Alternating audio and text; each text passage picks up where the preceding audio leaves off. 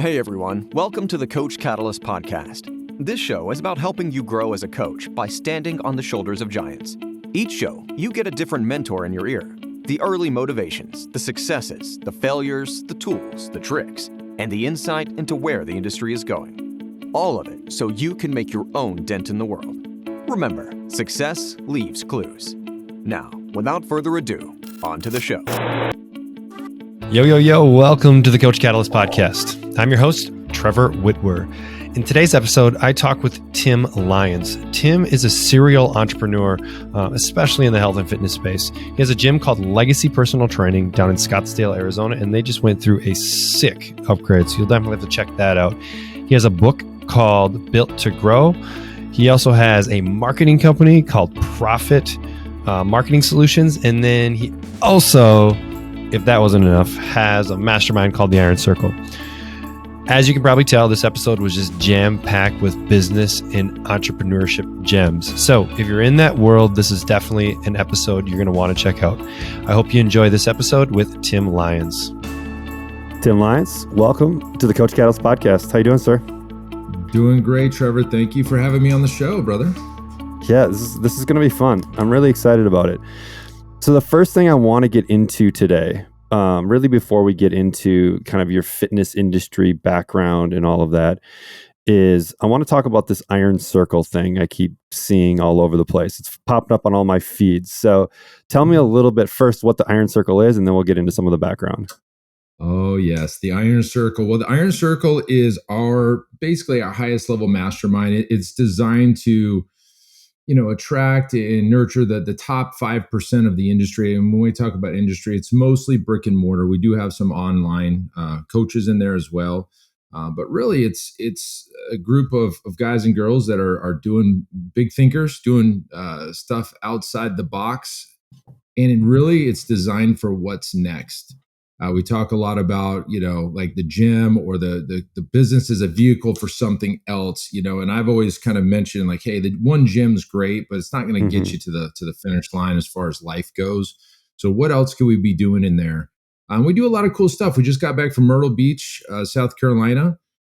We do 4 events a year. It's part of our kind of like, our program. We actually call these things the Iron Circle experiences. We rent a big mansion. We'll bring speakers in. We'll go, jet skiing or snowboarding, and we bring a chef in. It's a lot of fun.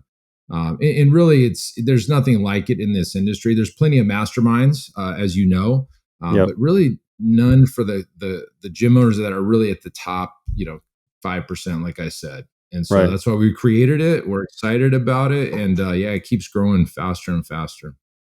So it's kind of this combination of experiences and learning, kind of doing it all in a long weekend. Is that right? Well, it's year round, right? So the experiences are really intense. We actually had a guy fly out from LA, right? So he was teaching everybody how to be more effective negotiators. And so while that has some carryover into the gym, it's really a life skill. And that's just one example of it. We have bi-monthly calls. We have these in-person events. We have trainings, and so it's all inclusive. So, I mean, where did the idea for this come from? Did you just see did you need to surround yourself with other people that were really trying to go for that next level? And you're like, I'll just create a kind of a mastermind around it, or how did it come to be? Yeah, you nailed it. I was in masterminds, and I've always been in masterminds in the past, but it catered to the kind of middle of the road. Look, hey, you're trying to make your first $10,000 a month, and that's awesome. And while there's people at that level, I didn't find anything that was really catering to me. Like I wanted to surround myself with guys and girls doing better than I was. And so selfishly, we created it. I kind of modeled it around a gentleman named Joe Polish. He has the Genius Network, and it's here in Phoenix where I'm located. And I would see his events, and I'm like, man, there's guys like Dean Graciosi and Russell Brunson and Tony Robbins are in this group. Where is that for the fitness industry? And it didn't exist. It really never did.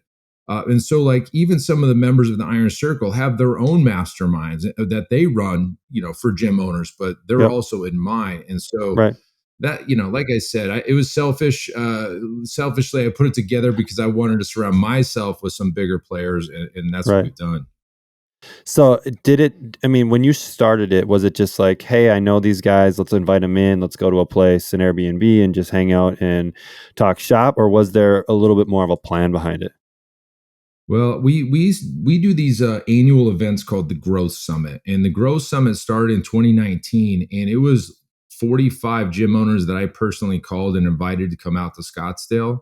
And Mm-hmm. out of that group, I launched the Iron Circle, and I think we had 7 people join at that event, or maybe it was Mm-hmm. even 6. And so that's where it officially started. I didn't really have a big plan. I had an idea, and I told them that. I said, "Look, guys, I don't have this hashed out, but if you trust me, and this is the vision." And yeah, we had a couple people join on, and then we did it basically every year after that, and it kept growing and growing. And so now we're over 40 gyms in there, or close to 40 now. Right. And it's it's not the cheapest Right. mastermind out there. It's probably the most expensive mastermind, but that's kind of by design as well. Yeah. So when we can generate good revenue, we can bring in some amazing speakers that do some really cool stuff. Right. So I want to note something that you said. You called 45 gym owners and said, hey, come out to Scottsdale and I'm going to, put on a little event for you guys. Was that accurate? That's exactly what I did. I said, who are the best and the brightest in my network? And of Yep. course, at the time, we were doing marketing for a lot of gyms, and I would Yep. see kind of the inside scoop on a lot of these gyms. And there's a lot of these gyms I really looked up to. And I Right. said, here's what I want to do. I want to invite you to come out to Scottsdale. And I told them this. In fact, in my landing page, it says something like, I don't know where this weekend's going to go, but I will tell you we will grow. There will be food and there will be a lot of networking. If you trust me to come out, and ever since that first one, we're actually planning our 5th annual. We're well over, 200 something attendees now. We had one in Yeah. Nashville, and they're just growing. It's been growing great. But yes, I guess going back now that I'm talking it through, I really didn't have a plan. It was like, just do it. I have an idea, and just like, let's take action and figure it out on the way. Is that tendency it's kind of the ready, fire, aim technique, right? It's just like make it happen Mm. before we're completely ready. Is that something that you've seen as a consistent action throughout your life? Like it's just kind of been something you've done with other ventures that you've maybe been part of? Yeah, yeah. As we're talking it through, that's absolutely the case. I have this, kind of thought process. Action trumps perfection every time. Mm-hmm. In action. I mean, just trying to get it so perfect, you're never going to take action. So action trumps perfection. Kind of going down to the teams that I run, I tell them the same thing. I'm like, I'd rather you make a wrong decision than no decision, because I Mm-hmm. don't like standing still. And so yeah, there's things that you can do in life that could be a big mistake, but I think everything that we've done, we kind of have a good idea. Not all the details are hashed out right away, and then we just change on the fly. And really, Right. it's worked well for me in my life. So, gotten Right. this far. Right. Rather than trying to figure out the perfect situation, you iterate along the way and eventually you'll get to a better situation. Correct. Correct. So, let's rewind the tape a ways and go back. So you have a gym, Mhm. and it's what's the gym? Pulse Fitness, right? Pulse Fitness in Arizona, and you've been around for like 13 years or so. Is that right? That's right. Yep. Pulse Fitness. It's Pulse Fitness for another 2 months, and then we rebranded it. So we're Oh, actually really? changing the name, and I can get into that later. But yeah, I started the gym back in 2009. Okay. Again, not with a real good idea of what I was doing. I actually worked in the construction industry first, and there was a downturn in the market. I came from athletics. I played college football, Okay. arena football. I was surrounded by some of the best strength coaches in the world. In fact, my strength coach in college is the head strength and conditioning coach at Ohio State University now. Just really Right. smart people. And I just fell in love with training. Obviously, fitness is my life. So a gym made a lot of sense. And Mm-hmm. when I tell you this, it's pretty funny because there's always a path of trainer to then gym owner Yep. that I see pretty consistently.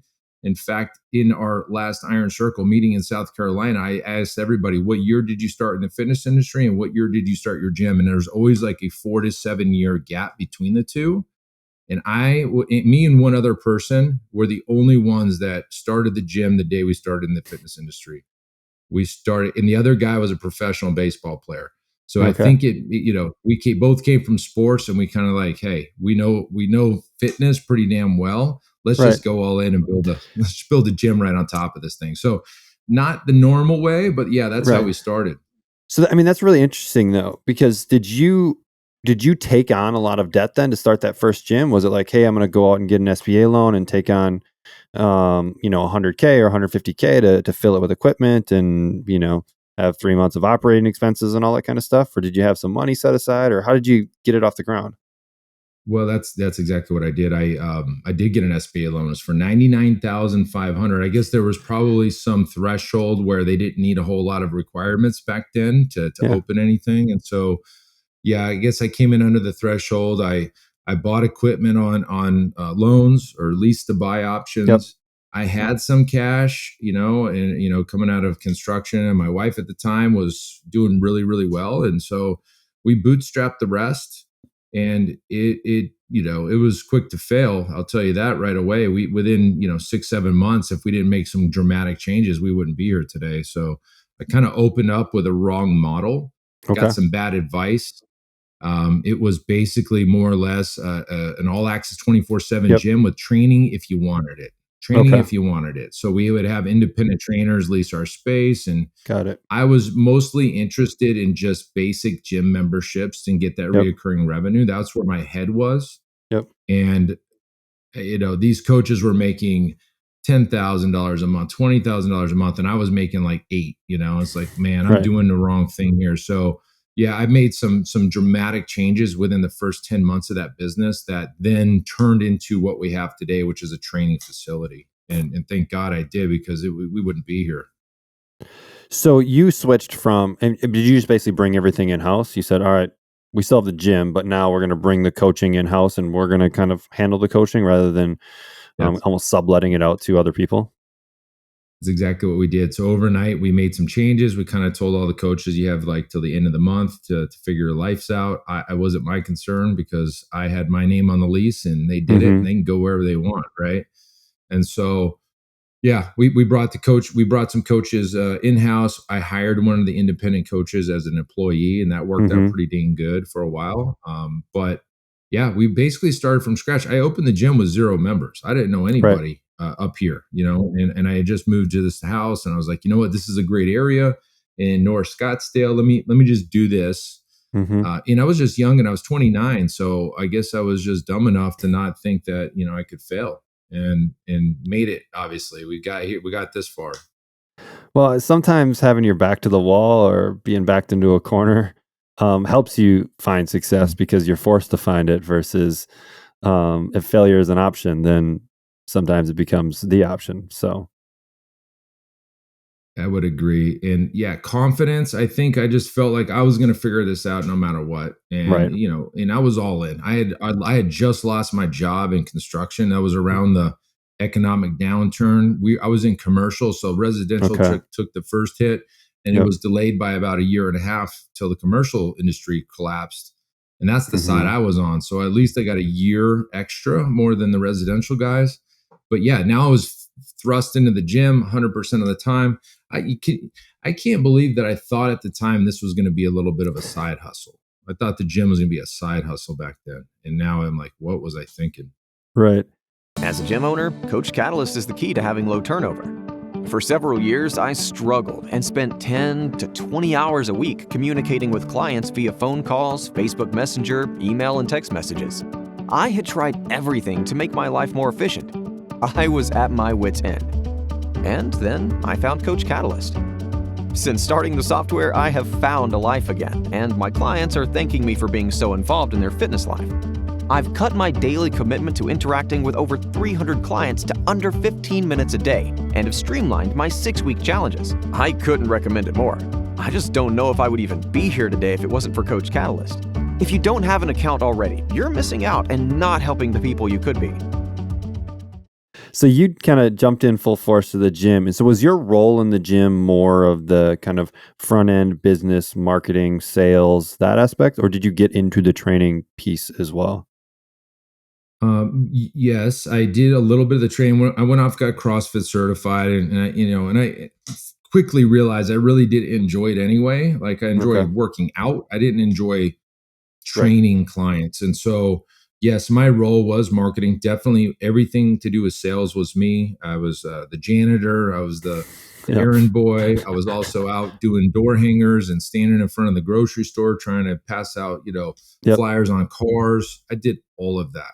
And so I think back to before Facebook was a thing and digital Yep. marketing was a thing. We actually had to do mailers and we had to go Right. do the legwork to get it done. So I think we're spoiled now. I'm glad I had to do it that way because I know that there's if I had to, I'd go back and do it. But this is just Right. more. It's just easier these days.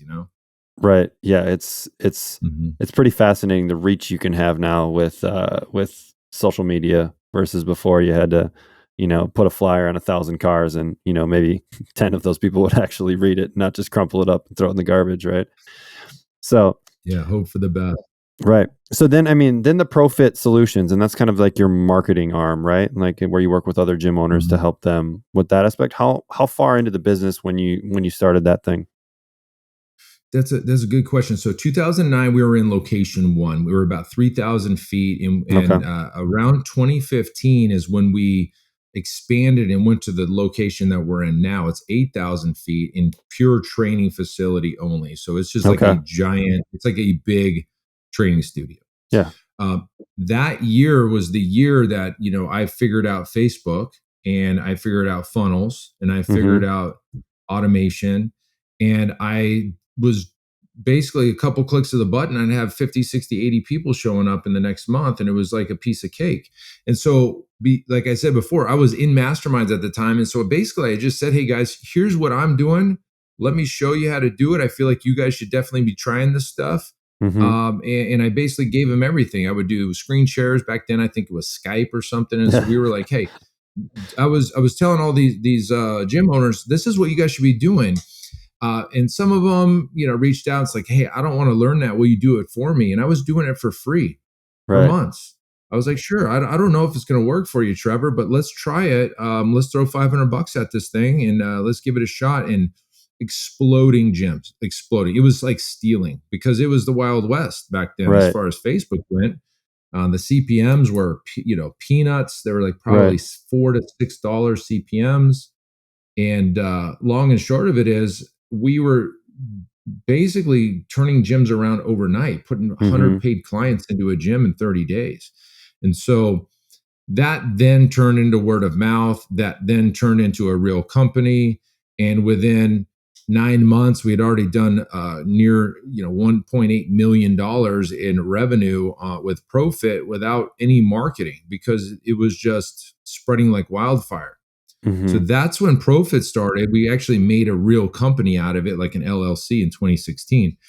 We were just taking money as the gym back then. Like in Got it. 2015, we were Yep. just funneling the money just into Pulse because I didn't even have a company yet. So I didn't have any employees. I did it all myself. I grabbed my buddy who was working the front desk. I said, "Hey man, let's start this company and do this because I think it's got some legs." Right. And yeah, that's how it started. So 2015, 2016 is when Profit started, and all we did was marketing for gyms.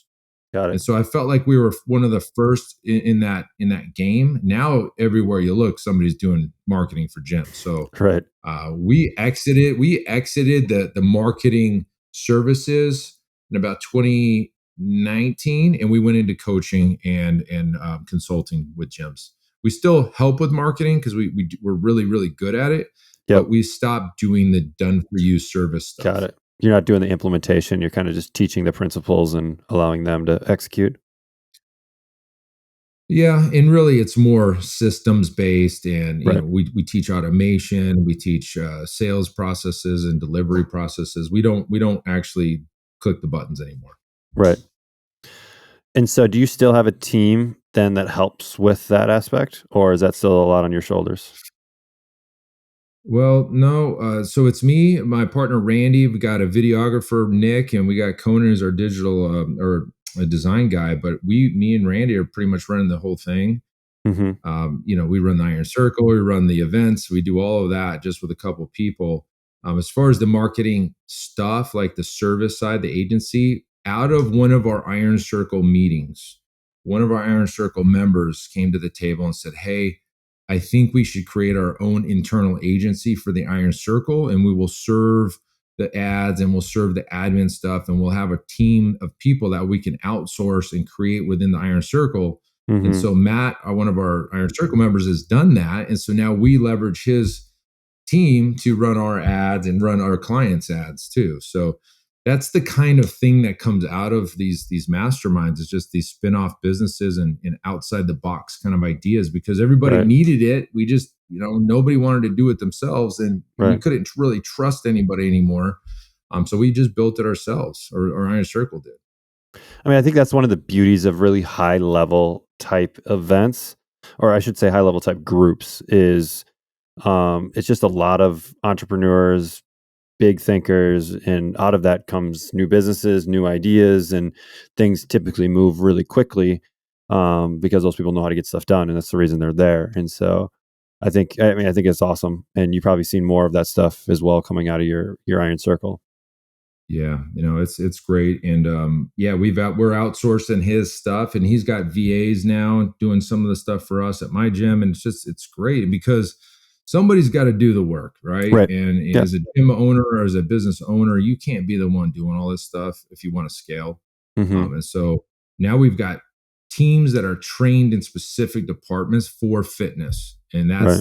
that's everything. That's Right. everything. So you talked a little bit about Facebook being the Wild West, and this was probably 4 or 5 years ago, maybe even longer. Do you see a Wild West right now in the kind of health and fitness space where people are able to get leads, they're able to get prospects fairly easily and at a low cost?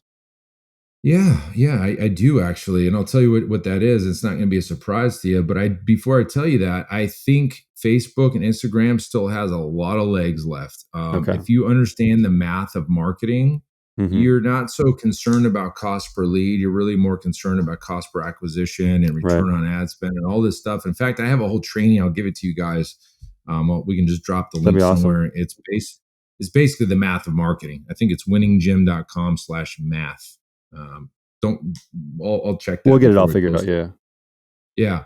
And basically I teach gym owners like, hey, most agencies are looking at cost per lead as the only KPI as to whether this is a success or not a success. And I take it way downhill from that. I'm like, look, somebody could have a triple the CPL, but their CPA and their return on ad spend is much better than somebody that has a cheaper CPL. So CPA cost per lead, in my opinion, is irrelevant. Mm-hmm. Okay. So all that being said, as long as you understand the math, then all the marketing makes sense no matter what platform you're using. But I feel, and I'm looking deep into it. In fact, one of our Iron Circle events, we're bringing the guy in to actually teach us TikTok. So TikTok Okay. is the Wild West by far right now. We've got a guy named Maxwell Finn. We were flying him out to teach the Iron Circle specifically. His strategies, I feel like he's one of the best in the business. I'm sure there's other people now. I've known Mm-hmm. Max for a long time, and he's got a great, it's called TikTok Insiders. If you guys are interested in checking that out, but it's basically teach y'all how to run TikTok ads. And I'm all about paid traffic. I know there's Yeah. people out there that are all about organic. I want to buy speed. If I can, if I can multiply my capital by paying for it quicker, then I'm going to do it. Because Right. basically marketing in general is just a multiplication of capital. If I put Mm-hmm. $100 in and I get $500 out, do that over and over and over, then what are we really afraid of? It's not really spending anything. Right. So do you see TikTok even for you run a like a personal training coaching gym, right? Very high ticket, probably an older demographic. Mhm. And do you even see it potentially for that market as well? Yeah. And I talked to Max about this specifically. I said, hey, man, our demo is older, and we're Mhm. 40s and over. And Right. he goes, man, you'd be surprised. 35 and over is the fastest growing demographic right now on TikTok. And, honestly, that makes sense because the younger people adopted it first. Now the 35 and over crowd's coming. So the 35 and over crowd on TikTok is the fastest growing segment. I get stuff from my mom. She'll send me something that's from a TikTok, video, and my mom's in her 70s. So I know that they know about it. I don't Right. know if they're hanging out, the whole time, but I think, for the CPMs that we can get over there, might as well give it a shot. And if it doesn't work, then it doesn't work. Right. But I think there's a lot, again, the Wild West when Facebook was first out, like we can put $500 into an ad campaign and we would get 1,600 leads. Right. And like, that's, I'd rather give that a shot, right now. I Right. mean, and the thing about marketing in general, our whole philosophy is you should have multiple poles in the water at all times. We can't just rely on one medium. We got to have multiple things going on. And maybe one medium hits and you push some gas on that, but you should never only do one thing. And so that's kind of our philosophy on that. That's awesome. And so probably a lot of the stuff that you teach in the Iron Circle and with the coaching clients is stuff that you're kind of actively trying in your own facility. That's the beautiful thing. I am a gym owner. And so, yes, I test things. I just tested the other day, like last week when we announced this big remodel, I tested a $25,000 membership to my members and I sold 10 of them in one night. And so that's the kind of stuff we're trying and that nobody else is doing, and it can be done. And I've got, I'm living proof. I got a laboratory to test this stuff with. And so we went for it. I don't know if anybody's ever sold a $25,000 training membership before, but we did 10 of them. And we're teaching the strategies to these guys too. You can't circle in our coaching. You can't say you sold a $25,000 membership and not give me some more details on like what is involved in a $25,000 membership. I'm going to tell you. Okay. Right. So here's the scoop. To remodel Pulse Fitness to Legacy, that's our new name. Okay. It costs us about $480,000. Okay. So $480,000. We have equipment in there. Yep. We've got, new flooring, new lights, the whole thing. The thing is going to be gorgeous. I said, okay, well, we've got, 200-ish clients right now. How can I raise capital in a way to where we can offset some of these construction costs and go into 2023, like just feeling pretty damn good about it. Yep. I did my math. I took a look at our average lifespan of member. I took a look at our price and I said, okay, I'm going to offer 10 lifetime memberships for unlimited training for $25,000. So that's the big part of it. It's like, hey, they get unlimited training for life. Okay. Yep. And on top of this, they can sell this and transfer it to a friend or family member or a son or daughter or whatever. And they can transfer this down and it could stay in the family. And that, to me, that's the true definition of legacy, right? They invested in it and it keeps passing down. And now in true NFT fashion, for every time that membership gets transferred, we get $5,000 for that. So there's a $5,000 transfer fee. And basically the math works out to 4 years and 10 months. After that, it's free for them. And for us, it makes a lot of sense because for our average member staying about 3.5 years, we're getting more than that right up front. And so on top of the training, they get, supplements at cost. They get their own parking place. They get their own locker in our gym with their name on it. And we went as far as putting their last name on our Sorinex squat racks. And so like they're going to see their name and they have their rack when they come in to train, and that's their rack. And so we want to make these folks feel really, really special. Right. And the thing that sold it, Trevor, was if you were a business owner and you wanted to buy one of those, we will put your name on our preferred vendor list. We will market you to our, put you on our website. We'll put your stuff in our gym. And now all of a sudden this becomes a business expense. Yep. And immediately people were all in. They needed business write-off. So now they're getting their personal training as a business write-off. And that was the catalyst for, people raising their hands and jumping in on that. Was that an idea you had right at the beginning, or was it like you put this out there, you didn't quite get the traction maybe you wanted, and then you came around with like this hook and then that grabbed people? Well, this one actually I thought about this one all the way through. I didn't test it. Technically, that meeting was my test. Okay. And when these people, raised their hand, they wanted in on that. I said, hey, you know what? We're going to do deposits on these. I don't even have a contract yet. So I'm meeting with my attorney after this podcast actually to kind of hash out the agreement. So like, look, there you go. Action trumps perfection. I didn't even have a contract that would even lay this all out. And, we've already sold 10, at least verbally with a deposit, right? We haven't collected the money yet, but, and that's it. Right. And so to me, it was like, I'm going to burn, quote unquote, burn 10 memberships to generate $250,000 and, continue to make $5,000 every time that same membership gets transferred. What can I do with that 250? Well, I can replace those 10 people immediately with marketing, but the rest of it, I can offset our capital expenditures.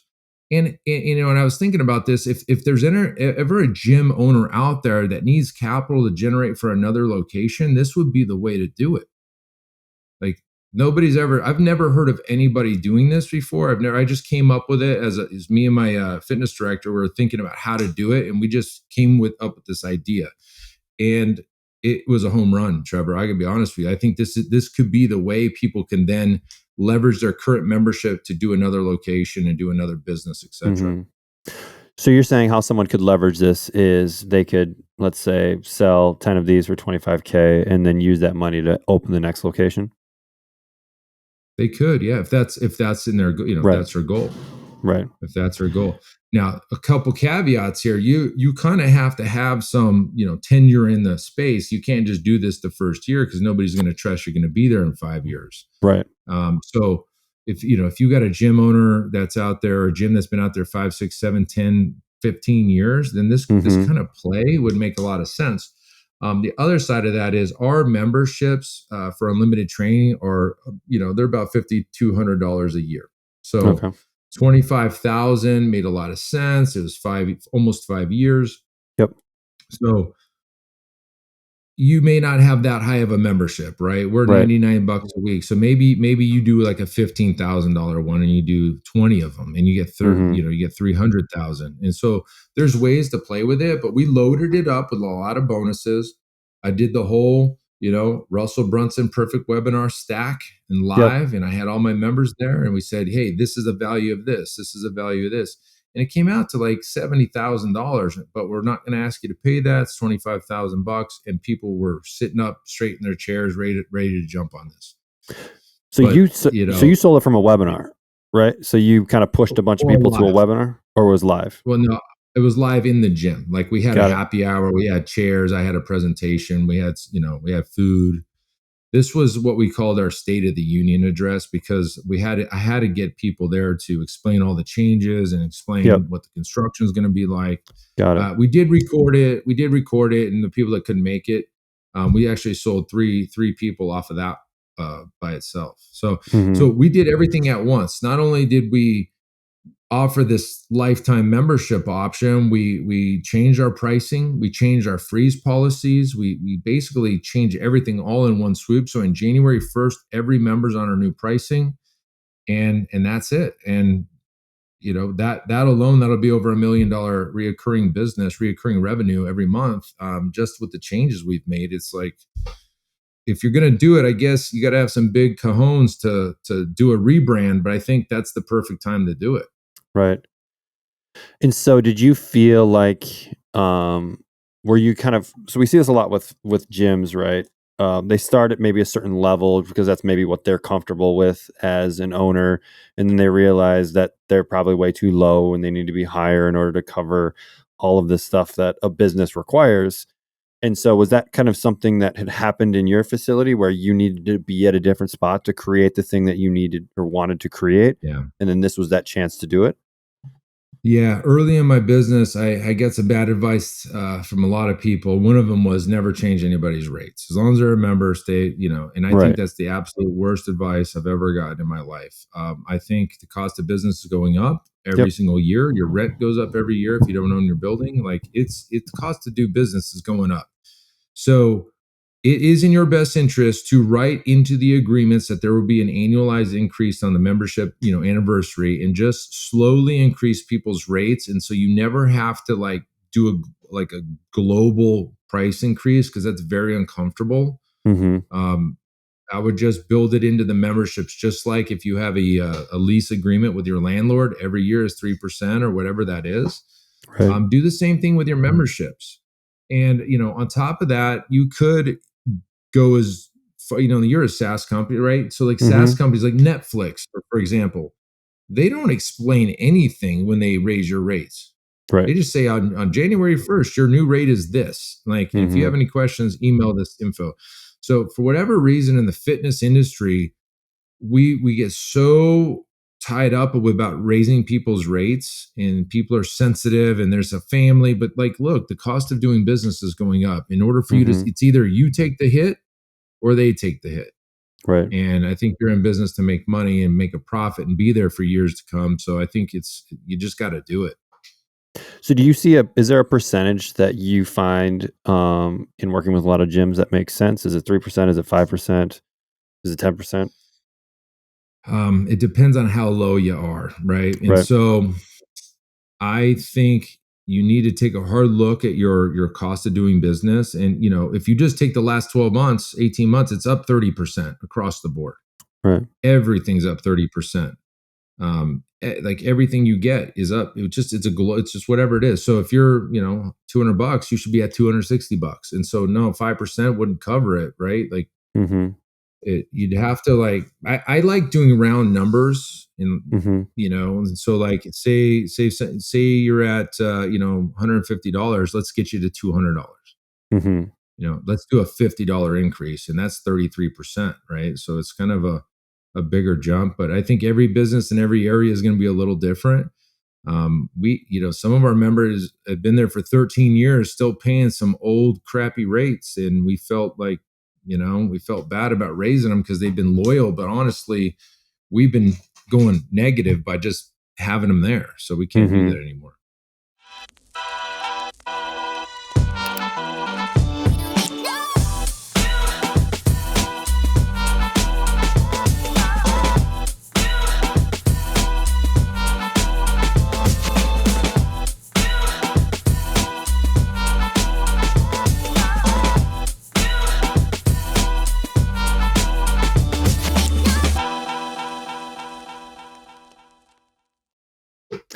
And do you foresee much? Because one thing a lot of people worry about is, everyone's going to leave. I'm not even going to have a business anymore. And so do you foresee those kind of legacy type members moving on, or do you see them being like, oh, okay, this makes sense?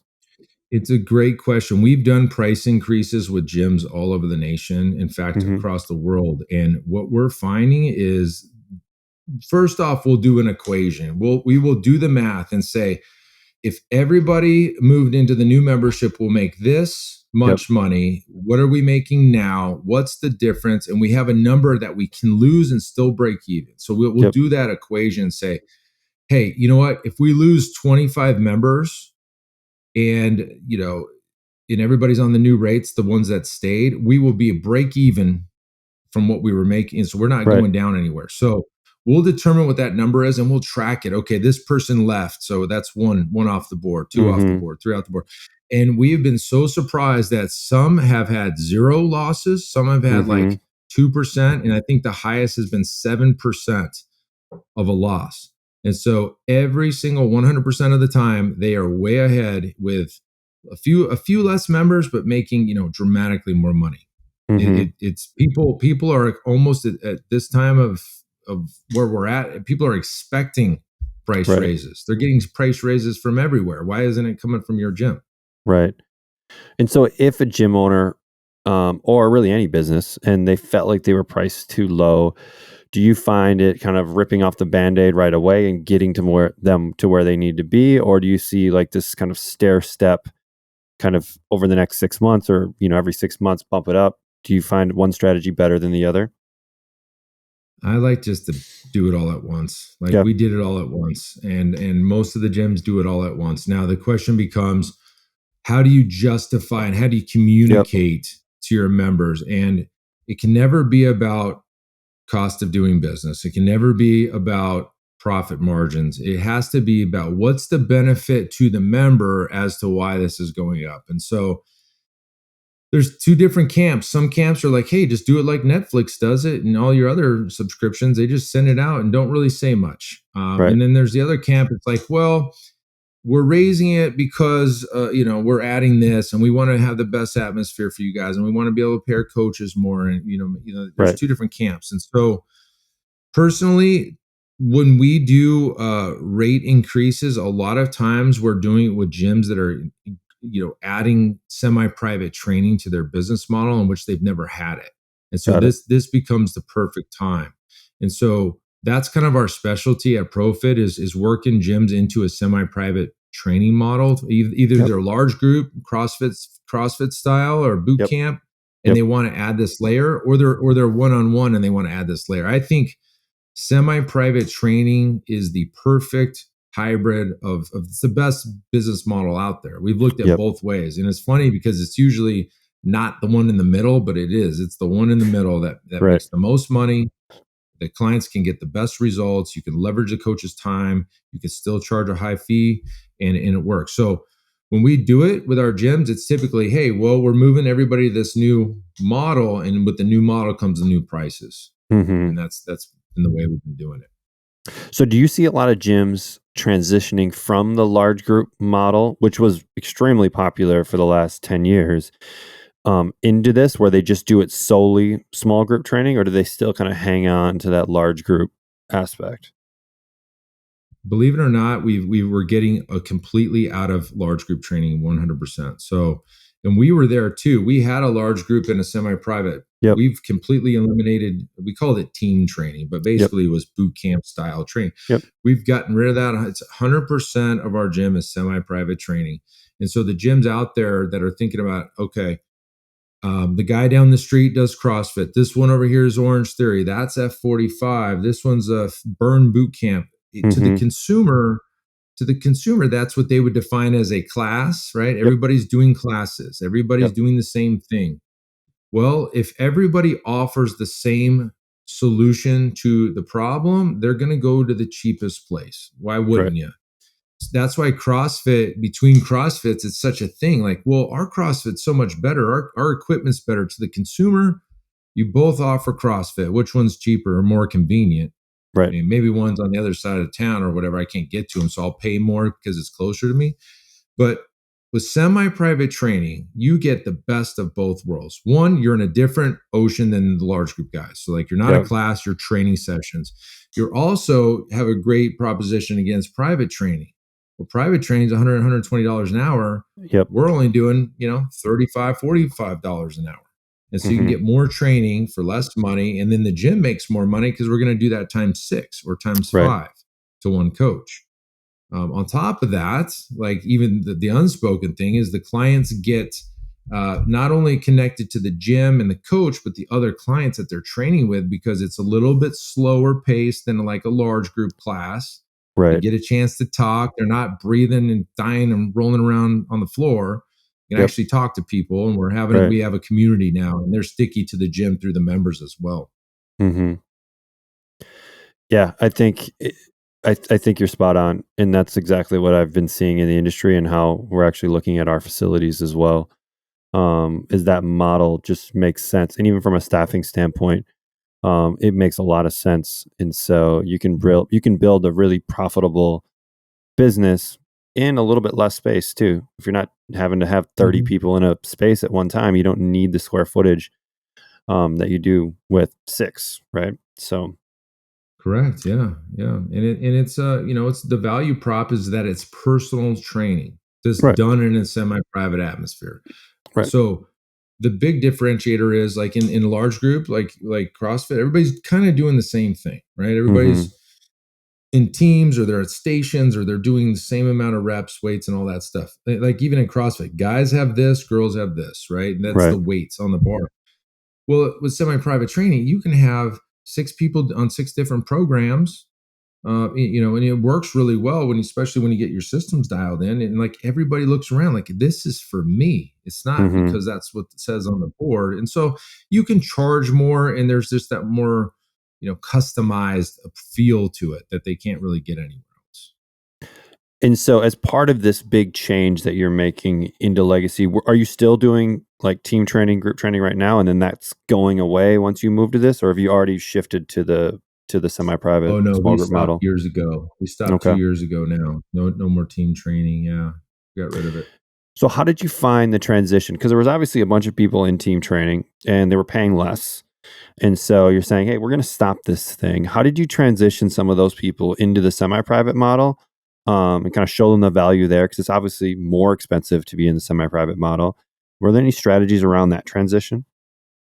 Yes, there's a lot of strategies. Number one, if you want to stair step it, like kind of what you were talking about the price Mm-hmm. increase. If you want to stair step it, you would take a look at all your classes and you would say, okay, these 5 are the least attended. Let's just get rid of those first, Yep. and then we'll replace it with some semi-private training and start selling into the semi-private without doing it globally yet.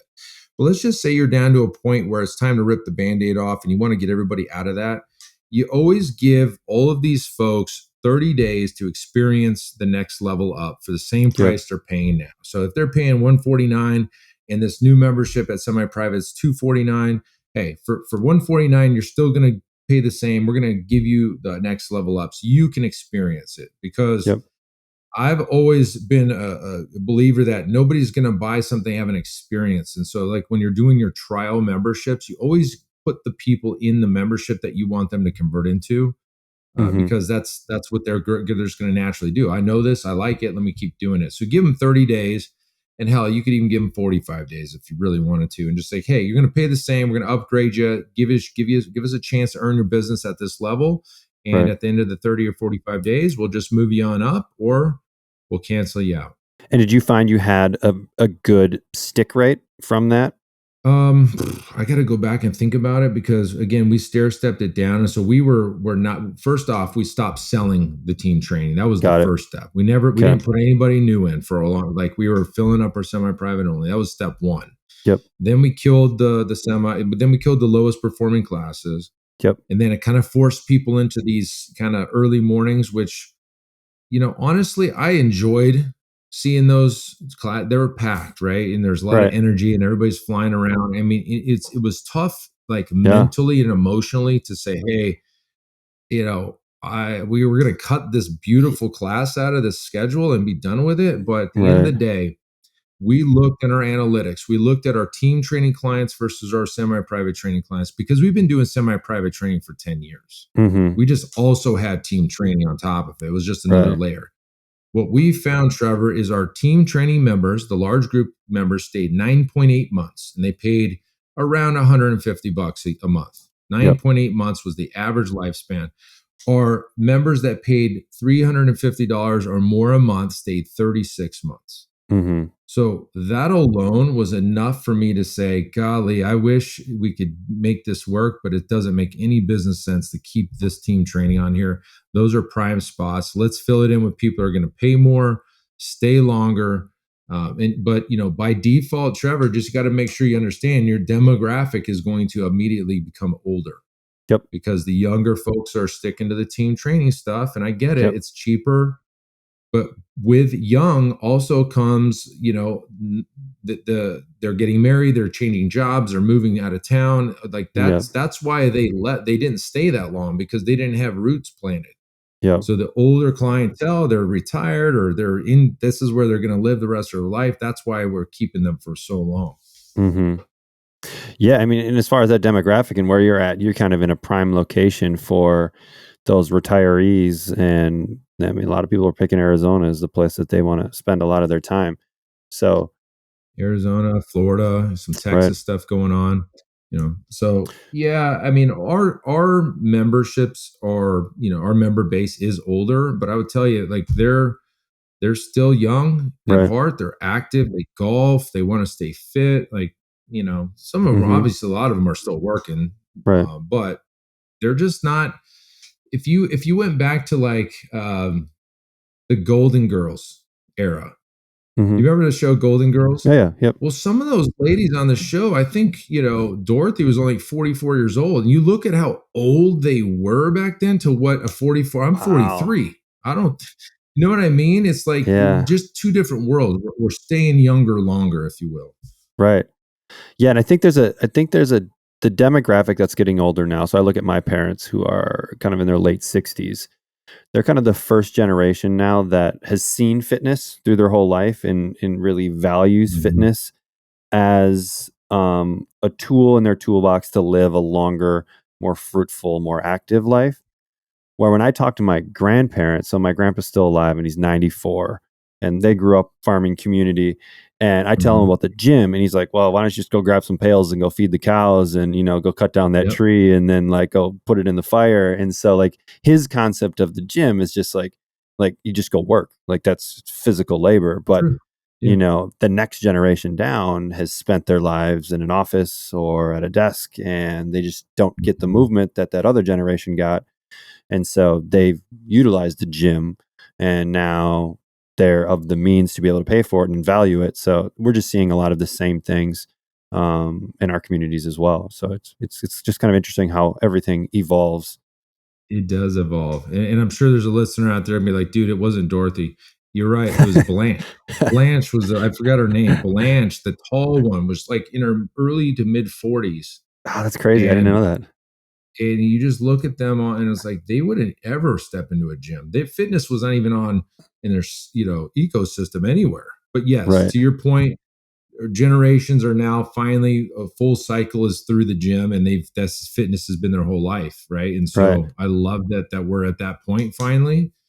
um yeah, I mean, we love, I mean, gosh, I hate to say older, like I'm 43, the client, our average age is 44. I guess I wouldn't consider myself old. They're just in our 40s, 50s, and 60s. That's Right. just our perfect clientele. hmm So one thing that you mentioned that I just want to kind of highlight and get your take on, you do weekly pricing now. How long have you been doing weekly pricing versus monthly pricing, which is probably a little bit more common in subscription type services? Yeah, yeah, this is amazing, man. So to answer that really quickly, just over a year. Okay. So probably just right around the COVID transition time, coming out of that, is when we went to weekly. Um, when we worked with gyms in Australia years ago, and we're doing marketing for them, it was weekly this, weekly that, and some of them are fortnightly, which is, I don't even know what the hell that is. It's twice every 2 weeks. Right. I couldn't figure out why the hell they would bill weekly. And for them, the response was, well, people get paid weekly. It's a smaller fee. It's not this big thing. And I was like, man, that's stupid. Why would you do that? And now that I've done it, it makes so much sense, because the way we sell our memberships is twice a week training, 3 times a week training, or unlimited training. Right. Why wouldn't we bill weekly? Because our session frequency is also weekly. So that was the first thing that made sense. The second thing is we could sell a weekly, like the smaller bite-sized piece of a membership, much easier than asking for $500 a month. Yep. We could say it's $99 a week, right? Or hmm $89 a week. Um, on top of that, months like August, the month that we're recording this in, is we get 5 Mondays this month. So we actually, we're up 25% revenue in this month per a regular month. And now hmm the big caveat to this whole thing, in the honesty portion of this, is you can't say it's $200 a month or $50 a week. They are not equivalent. Right. Like, that's the thing I want to get across. hmm You either got to say we bill weekly or we bill monthly, or it's 220 or $13 a month or $50 a week, because hmm they're not the same. So I just want to catch people real quick. Like, if you have a $200 a month membership, you can't say you could bill it weekly at $50 a week. That's not the same. So we just changed no monthly at all, just weekly. And it's so easy to sell. People can digest that. Our frequency is weekly. We actually get more money over the year, Yep. because that's another way to do a price raise without even Right. doing it, Right. you know? Yeah. So Right. instead of, yeah, so say your membership is $200 a month, you stop selling it at $200 a month, you start selling it at $50 a week, you're giving yourself a price increase just automatically.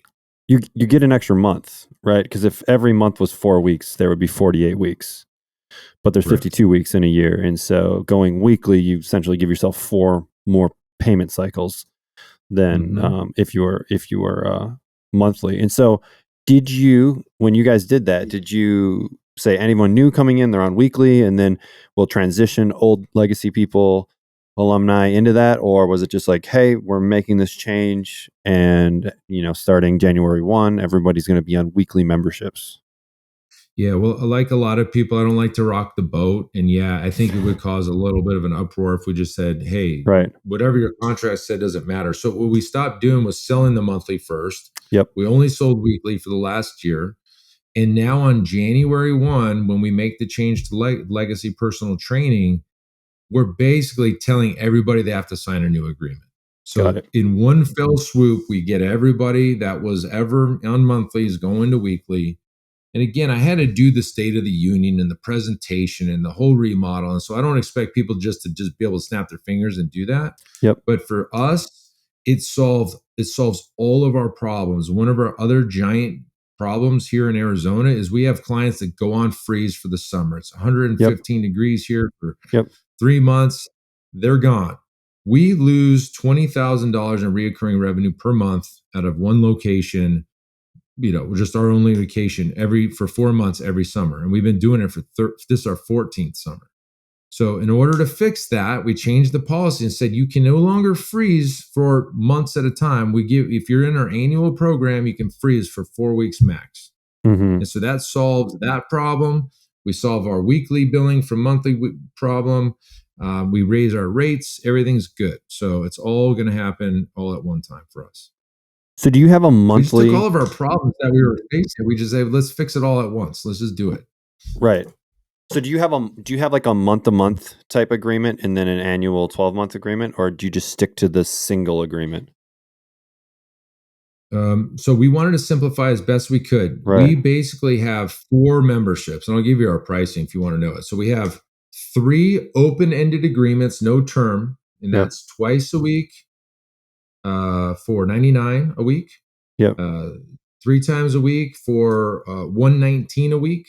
Mm-hmm. And unlimited training is $129 a week. Okay. Yep. Those are our open memberships. If you commit to a year, which I want everybody on, we will give you unlimited training for $99 a week. Okay. That's the one that we want everybody in. Right. So you're they're getting the twice a week rate, and they're getting unlimited, but they're committing to a year. Right. So the value add is, if you decide to do a year, we'll bring you down to 99. And then if they are gone during the summer, it's not that big of a deal, because really they're getting a deal anyways. Nailed it. The break even is 15 weeks. If you freeze for more than 15 weeks, the 129 makes more sense at the open rate than the 99. So on top of that, Trevor, we're doing something else that you don't hear much of. We're capping our memberships at 200. There's only going to be 200 members in our gym, and we have 196 now. The only problem is they're all on old and wacky rates. And so in order to get everybody up to the new rates, if you go on freeze, we could essentially sell your spot. Mm-hmm. That's what we told everybody. And so now they've got decisions to make. Ideally, we'd love to have everybody on that 99 annual. 200 members is over $1 million a year and one location, and that's it. Like, we're happy. We're done. Mm-hmm. Yeah, and that adds an element of scarcity too, right? You get a lever of persuasion. And even in the sales process, like, hey, we have 3 spots left at this gym, and I can't guarantee that those will be here by the end of the week. So it adds that kind of level of exclusivity. It's kind of like the private club. Like, there's a lot. I mean, you guys are doing a lot of that kind of really high level cool stuff. So that's awesome. Exactly. And then on top of that, you have a waiting list. Your marketing spend goes away. Right. Whatever you're spending in market, you don't need to, you can put that spend into educational content if you want. Right. But now you got a waiting list, and guess what? A spot just went up, Trevor. Guess what you're doing? You're going to rush down and sign up today, right? Right. So, and someone probably think twice about giving up their spot because they don't know if they'll be able to get one back. That's good. That's awesome. Yeah, well, it works out pretty well. So is there a piece of you that's like, what if this doesn't work? Like, is there any part that's like, we're going to do this rebrand, we're going to change all this stuff, and maybe it won't work? I can't say that I don't think about it. I'm not afraid of it. I mean, I'll tell you what, if it doesn't work, we'll change. Like, Yeah. We're not locked into anything. So like, hey, shoot, that didn't work. Stuck, we learned our lesson. Let's pivot and do Hmm. something else. I know in at least my area, I'm not, where are you located, Trevor? I'm in Minnesota. So small Okay. I'm not rural sure part of about Minnesota. Minnesota. Okay. Okay. So I know in like big towns, like for instance, we're outside of Phoenix, but Scottsdale's its own kind of hub. Yep. What's new is best, right? So the new gym, the new restaurant, the new nightclub, Yep. that's what all the buzz is. And Yep. so we know we're going to have our members that are not going anywhere. And as soon as we put up a new sign in this area, we will automatically replace any losses just by having a new sign. And Yep. that happens. In fact, there's nightclubs that every 2 years they rebrand because of that reason. Interesting. It's like it's the same ownership, but they just rebrand, put a new name on the door, change some paint, and it's the same place. But now Right. there's a line out the door Yep. because it's the new hot place. I don't know if this would be true in like East Coast hometown pride kind of places where the places have been there since 1944. Right. In Arizona, we are not loyal. If you look at our sports teams, they're empty. They don't have no hometown pride here. It's just because everybody's from somewhere else. It's just they're Right. from California. They don't care anyway. Yeah. So we had to make a strategic decision to say, do we give up our brand recognition for 13 years? I Yeah. don't think I would do it if I was in Boston. I don't think Right. I would. But out here, I'm definitely, obviously did. So Yeah. just the way it is. So I guess a piece of it for someone that's listening is really understanding the social climate that you're in and what does that look like. And then the strategy could still very much work, but it's just you may approach it differently than maybe where you're at in Scottsdale, where it just hits and like people want that. Yeah, I think like if you look at like Miami, LA, even Hmm. Austin or New York or Manhattan or big hubs of places, I think the rebrand makes a lot of sense. Right. If you're in the hometown pride Midwest or like that's Uncle Joey's place from 1942, like that probably isn't a good idea. Hmm. um I don't know. I am taking a chance, honestly, and yeah, there is some part of me like, man, that might not be a good idea, and I've been going back and forth for months on whether or not I'm going to do it. Hmm. If it doesn't work, we will adjust and we will fix it. That's Right. just the way it is. Like, we're not going to fail. I know Right. that. Right. As a coach that runs challenges, I needed my life back. I had stuff all over the place. A Facebook group for community interaction, Google Sheets for check-ins and measurements, and was drowning in email communication. As my challenges grew past just a handful of people, I started to notice clients were falling through the cracks. I began researching virtual assistants because I just couldn't manage it all. And truthfully, the client experience was going down the drain. Luckily, a friend recommended Coach Catalyst and just told me to trust her. I'm sure glad I did. Now I can run my challenges with 2 or 200 clients with just a few clicks. The lessons get delivered on the right days, the accountability happens automatically, and most importantly, the communication is all in one spot. I even created 2 new challenges from the Coach Catalyst library. Best part, didn't have to change a thing. I used to spend 15 minutes just trying to log into all the apps I needed. Now I log in and my dashboard tells me who needs a shout out and who needs a kick in the butt in about 15 seconds. I feel like a huge weight is lifted off of my shoulders. I can finally spend my time coaching again instead of worrying about all the admin work. Do your brain a favor and get Coach Catalyst. Yeah. So I'm just curious. So unlimited is kind of where you guys are going from a membership standpoint. So Oh yeah. how do you control that to an extent where there's, if it's semi-private, there's a cap on the number of people that can be there at any one time, right?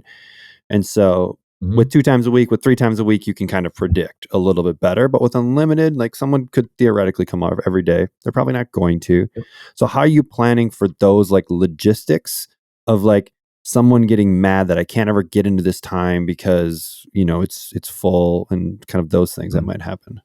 Okay, so 2 things. The data that we've had over 13 years and also running unlimited, we know on average 10.8, actually it's 11.1. 11.1 sessions is frequency for the unlimited member. Okay. Got it. So that's not even 3 times a week. So we know that there are the people that come 5 days a week, but there's also the people that come twice a week. Mm-hmm. The unlimited mindset of the unlimited person is totally different than the mindset of the twice a week or 3 times a week. And I'll explain why. You remember when you had data plans on cell phones and you Right. had whatever terabytes or gigabytes, Yep. and then you had the unlimited. Yep. Or you have the unlimited car washes. Like I have the unlimited car washes. I probably pay more because I don't go. It's the mindset of it's there if I want it. I Yep. don't have to count it. I just want the best of everything. And I want the freedom and flexibility to go when I want to go. Mm-hmm. And for us, it's been proven over and over and over again that the clients that pay unlimited come less than the people that are 3 times a week. They pay more, but they come less. And so Right. it's like, well, why wouldn't we do that? Because it's a win-win. It's a win for us, win for them. So that also being said is we've done our calculations and we've done our capacity on semi-private. We have 2 Yep. coaches in the morning, 2 coaches in the afternoon. We have 6 racks for each coach. We can train 12 Yep. members in 1 hour. Yep. We train every hour on the hour from 5 a.m. until 8 o'clock at night. No stops. And Mm-hmm. bottom line is at 200 members on that capacity, that still gives us 80% capacity. So we have Got it. 20% of movement. That's where we came up with that number. Mm-hmm. We decided, okay, we still want to have 20% of gaps in here that Yep. we could move somebody from 8 a.m. to 3 p.m. if we had to. Right. And we've done it, man. We've done all of the calcs, and maybe we screwed up on something, but I think we're pretty close. Mm-hmm. Yeah. I mean, you have enough buffer to allow for that Mhm. flexibility. And so, no, that's kind of what I figured the answer would be, but I just wanted to ask for Mhm. sure. And that I think what's really smart about what you guys are doing is I haven't seen annual plans presented that way. It's usually like, hey, I have 6 pricing points, right? It's 2, 3 unlimited. It's either month to month or it's annual, and you kind of pick which one you want, right? Yeah. Because I always find that too, trying to simplify the pricing structure, but then doing it in a way where you can incentivize an annual because you want people to, commit for that year. Yep.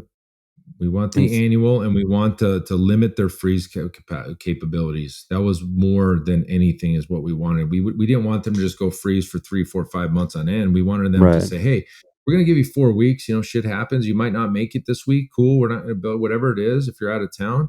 Mm-hmm. But we want to give you such a good deal, which we still have margin in, by the way. It's not like we're losing money on the 99. It's just like, I would rather give you such a good deal that there's no reason why you would ever turn this off, because Right. 2 things might happen. You might lose your spot, Mm-hmm. but if you want to go to the other one, you're going to be paying way more. So just stay right here. It's nice and comfy. Mm-hmm. We're good. They're good. We got the unlimited. Nobody's counting sessions. They're coming there 11.1 sessions a month, and we're getting it. Right. No, that's awesome. Yeah. And I mean, you've laid it out where you've really, you haven't completely executed it yet, but just listening to you talk through it, you've definitely looked at the downside, looked at the risks, and tried to mitigate risk as much as possible, and really made the upside as big as possible. And so, like any business strategy, like any business change, like you can't completely eliminate all risks, but you can put some safeguards in place and give yourself room to be able to pivot if you have to. So that's awesome. You guys have really thought through it, and I'm excited to see how it turns out, and you guys are going to kill it. So our construction should be wrapped up November. I figure we'll stay soft opening through January, and we'll just do a grand opening and replace any losses, and then we're full. And then marketing stops. Kind of the goal. All right. So we had a few technical difficulties there, so it feels a little jumbled here. It's the internet went out during the middle of the call, but that's part of when you're doing things online. That's what happens. So, Tim, this has been a ton of fun. And honestly, I have like a page full of notes here because like a lot of what you're saying, yes, there's direct relationship to a gym, but I think there's direct relationship to any business that someone might be doing, because price changes happen in business. You need to change your structure because something isn't working. And I don't think it even matters if it's offline or online. Like, business principles apply across everything. Mm-hmm. And so for those people listening, don't don't just think about this as a gym business. Think about this in a bigger context. So I'm going to kind of finish this thing up with some rapid fire questions. Are there any, and actually before we get into that, are there any books or anything that you would recommend to someone that's maybe wanting to get into the gym business? I know you have a book, Built to Grow, right? Yep. That's my story, Built to Grow, and all the lessons I've learned about, going down the path of gym ownership. That'd be one that you could pick up on Amazon or whatever. Yep. But there's a few books out there, man. I mean, honestly, the probably the biggest one that's really changed my perspective on business is Cash Flow Quadrant by Robert Kiyosaki, kind of a legendary author. And really, it was just like, holy cow, I've been living in this employee role my whole life, and I didn't know how to get to business owner. And Yep. even when I started while I had my name on the business LLC, I was still self-employed. If I wasn't there, the operations wouldn't work. And so it really was like, man, there is other ways to make money in this game, and let me try to get to where I want to go, which was business owner. So that was probably the most pivotal one for me to kind of open my eyes. There's been other ones though, like just recently I read one called Obstacle is the Way. Have you read that one? Ryan Holiday. Yep. Yeah, you have read it. Yeah. So it's Ryan Holiday, right? Yeah, correct. Yeah, that's is that one? It's Stoicism, right?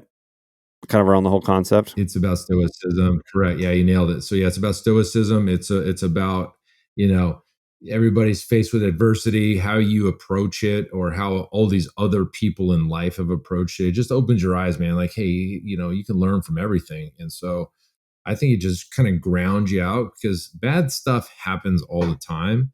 And I think the younger you are in business, that could derail you. And like, you throw your hands in the air. This is the worst thing that could ever happen. But like, as you go on and you build these tolerances and these entrepreneurial scars, like it wasn't so bad. And the next time you face that thing, it's just not that hard. And like, we beat it last time, we're going to do it again. And that's why you hear it in my voice when we're talking about all these changes, like, hey, it's not that bad. We could lose everybody, that could be a thing, and we'll just replace them, and so I think just the longer you get into the game, you don't get it, there's no big swings anymore. It just is what it is. And you've developed a set of skills over time and made mistakes that you understand. If you had to build it again, you could build it exponentially faster because you know the path. Versus when you did it the first time, it's like, I know nothing. And so I'm figuring it out along the way, which takes a really long time. That's correct. Yep, exactly. All right, man. Well, let's finish it up here with some fun stuff. If you had to pick one, taco, burrito, or quesadilla, which one do you go with? Oh, dude, tacos, man. Tacos. Is that even a question? Personally, I'm kind of a burrito guy. I only really do tacos if it's like really good tacos. So you're close to the border, you're gonna get the fresh fish and the cilantro and maybe the chipotle slaw or something like that.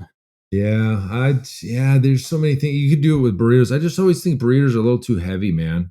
All that tortilla, right? And the tacos, man, they're quick hitters. You're in and out. You're on with your day, man. You don't have to you don't need a fork or nothing. I like it. So this isn't a normal rapid fire question, but you're a bourbon fan, so give me your top three. I'm not going to make you choose one, but give me your top three. Okay, all right. E.H. Taylor single barrel, Colonel E.H. Taylor single barrel. You know what's funny? Do you know a lot about bourbons? I know enough to be dangerous, but not enough to sound smart. Okay, so a lot of the top bourbons that I enjoy, they all come from the same distillery. They just have different labels on them. They're just different parts of the warehouse and stuff. So, that one's my favorite. This one's sneaky. This Rowan Hill right here. Oh, I'm sorry, not Rowan Hill, Rowan's Creek. This one, again, it comes from close to there. It's Tyler Willett Distillery. It's almost like a chocolate. It's almost like chocolate milk, in a way. I don't know. I like chocolate. And then if I had to pick another one, oh God. Yeah. You know what? You'd be surprised by this one. Jack Daniel's Frank Sinatra blend. That Interesting. is so good. It's over here. It's empty because I drank it already. You wouldn't think of a Jack Daniels as like a high-end bourbon or whiskey, but it's that Sinatra blend. It's like $150, but you get 1 liter of it, and it's just so smooth, man. It's kind of sweet. It's got that Jack Daniel-y kind of taste, but man, you sip that all night, man. That's so good. That's awesome. There you go. All There's right. 3. There's 3. I love it. All right. Something you've purchased for $100 or less that you feel like has had a profound impact on your life, or that you got like exponential value from. $100 or less. I don't think I own anything that's $100 or less. I wish I did. Man. The things that I get are really tech driven. So I got a Remarkable, which was a game changer. You know what that is? Like basically but that ain't even close. That's like $300 or $400. Dude, oh no, $100 or less. I think this. I don't know if. Dude, I can't answer that. It's probably going to be a book, man. Honestly, It's probably going to be a book. It's going to be a book. That backpack's really cool. That OGO bag that I just got. I packed the shit out of it. I take it to the gun range. Oh, so I just got stopped by TSA because I left a magazine in my loaded magazine from the gun range in my backpack. They were cool about it though. She goes, "Did you forget something in here, young man?" I was like, "What do you mean forget?" And I was like, "You know what? I bet you there was one on the bottom." And sure enough, she's like, "This giant glowing thing on this X-ray looks like about 15 rounds that we probably should confiscate from you." But yeah, it was in that backpack. The backpack's the OGO bag, man. Those things are the best. Profound. Right. Well, at least we know that TSA is doing their job and the machines actually work and they are picking things up. So you couldn't miss this thing. It was like a glowing ball of light on the screen. I was like, wow, I really missed that one. Oh, that's great. All right. Last one here. If you could have dinner with anyone on the planet, past or present, is there anyone that you would love to have a conversation with? You're going to laugh. Jason Bateman, man. He's alive. He is he's the best actor, man. I would just sit down and just have a blast with that guy. I know it's not Warren Buffett. I know it's not Warren Buffett. No, it's not Jesus Christ or anybody. I think I'd have a great time with him or Kevin Hart, man. I think he was funny as hell too. He is. Yeah, he's super funny. All right, Tim, man, it's been a pleasure. I appreciate you taking some time out of your day to educate us a little bit and take us along your journey. Appreciate you having me, Trevor. Thanks for your time, man. Absolutely. Thanks so much for listening to another episode of the Coach Catalyst podcast. If you are a coach looking to do more for your clients than just workouts, give Coach Catalyst a test drive. Try it for 14 days. Jump on call with your personal strategy coach, Ashley, and see how easy technology can be, all for free. Tell them Trevor sent you. Until next time, keep changing lives.